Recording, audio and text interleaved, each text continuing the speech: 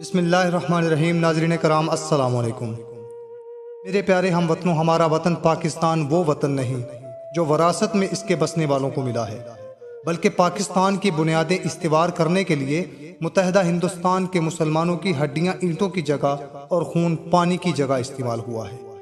اتنی گراں قدر تخلیق کا اندازہ وہی لگا سکتا ہے جس نے تعمیر پاکستان میں تن من دھن، ماں باپ، بیوی بچے، بہن بھائی، عزیز و اقارب قربان کیے۔ اصول پاکستان کے لیے لاکھوں مسلمانوں نے جام شہادت نوش کیا۔ اتنی ماؤں کے سامنے ان کے بچے قتل کر دیے گئے، اتنے بے بسوں کے سامنے ان کے خاندان کو مکانوں میں بند کر کے نظر آتش کر دیا گیا اور وہ بیچارے دل پکڑ کر رہ گئے۔ اتنی پاک دامنوں نے نہروں اور کنووں میں ڈوب کر پاکستان کی قیمت ادا کی۔ بے شمار بچے یتیم ہوئے جو ساری عمر اپنے والدین کی شفقت کے لیے ترستے رہے۔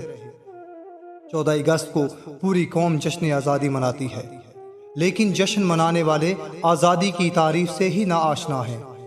14 اگست 1947 کو انگریزوں سے آزاد ہوئے تھے، لیکن ہم کو پتہ ہی نہیں آزاد کسے کہتے ہیں۔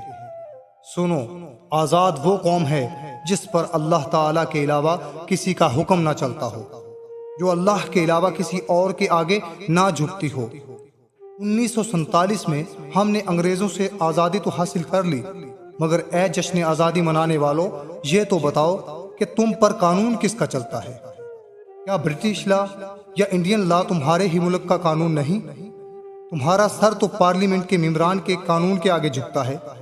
آزاد تو وہ قوم ہوا کرتی ہے جو اللہ الامر کا نعرہ لگائے، جس کا قانون زمین پر رہنے والے لوگ نہ بنائیں، بلکہ اس کا قانون اللہ نے آسمان سے نازل فرمایا ہو، جس کا قانون وہ ہو جو جبرائیل علیہ السلام کے ذریعے محمد عربی صلی اللہ علیہ وآلہ وسلم پر نازل ہوا، جس قانون پر عمل کر کے صحابہ پوری دنیا پر حکمران رہے۔ اور سن لو، جس ملک کا قانون انسانوں کا بنایا ہوا ہوگا، اس ملک کے باسی آزاد نہیں غلام ہوا کرتے ہیں۔ تم کس آزادی کا جشن منا رہے ہو؟ اللہ کے قانون میں فحاشی حرام ہے، اور مسلمان معاشرے میں فحاشی پھیلانا بہت بڑا جرم ہے۔ ہم اللہ کے قانون سے بغاوت کر کے کس طرح آزاد ہو سکتے ہیں؟ ہم نے اللہ کے نام پر یہ وطن حاصل کیا، مگر سوچیں آج ہم کہاں پر کھڑے ہیں۔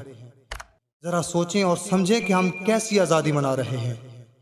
ناظرین کرام، اگر آپ کو میری یہ ویڈیو اچھی لگی ہو تو اسے شیئر، لائک اور کمنٹ کریں۔